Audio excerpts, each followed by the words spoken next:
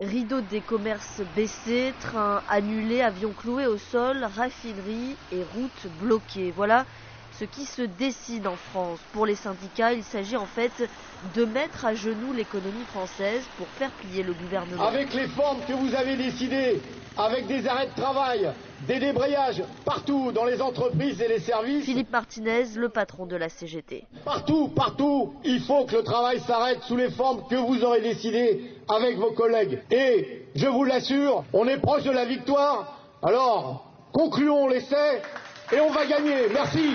Dans les aéroports, les pompistes du ciel, ceux qui remplissent les réservoirs des avions, répondent à cet appel. Éric Cellini de la Fédération nationale des industries chimiques sur Europe 1. C'est des gens qui travaillent sur des horaires décalés, qui travaillent dans une ambiance ultra bruyante, qui travaillent en contact avec des produits dangereux, nocifs, qui respirent des vapeurs de kérosène en permanence. Et c'est des gens qui ne bénéficient pas de grandes anticipations au départ à la retraite. Je pense qu'en majorité, ils peuvent bénéficier d'1 ou 2 ans d'anticipation, pas plus. Autre secteur. On annonce, nous, une semaine noire dans l'énergie par de multiples actions. Sébastien Ménesplier, secrétaire général de la Fédération nationale Mine Énergie, au micro de France Info. Dès aujourd'hui, en baissant la production d'électricité, les agents sont en grève.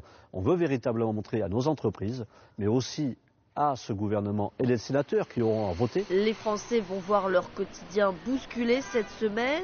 Ils s'adaptent.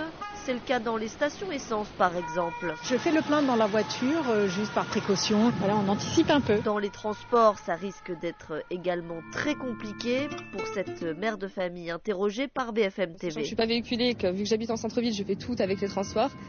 Si je ne les ai plus, je suis coincée. Avec un bébé, on ne peut pas sortir et se retrouver coincé en plein milieu de la grève. Il suffit qu'il ait faim ou autre chose, et ça va être compliqué. Autre interrogation, l'école. On ne sait pas si l'école fait grève, on va voir ce qu'il en est.